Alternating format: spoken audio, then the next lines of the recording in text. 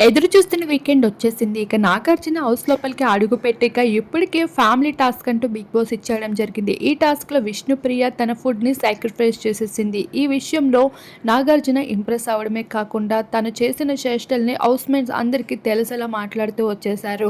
"ఏంటమ్మా అక్కడ ఫుడ్‌ని సాక్రిఫైస్ చేసింది నువ్వే కదా! మళ్ళీ ఎవరికీ తెలియకుండా వచ్చి ఏడవటం ఏంటి? నువ్వు నవ్వుతూనే నీ మనసులో ఎంతో బాధుందన్న విషయం ఆడియన్స్‌కైతే అర్థమవుతూ ఉంది.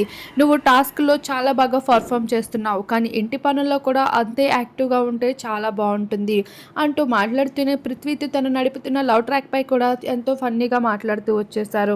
అలానే "నువ్వు అనాథవని, నీకు ఎవరు లేరని ఏమాత్రం ఫీల్ అవ్వద్దు. కోట్లాది ప్రేమ నీకు దక్కుతుంది బయట" అనేసరికి ఇక విష్ణుప్రియ ఆనందానికి హద్దులు లేకుండా పోయేవి.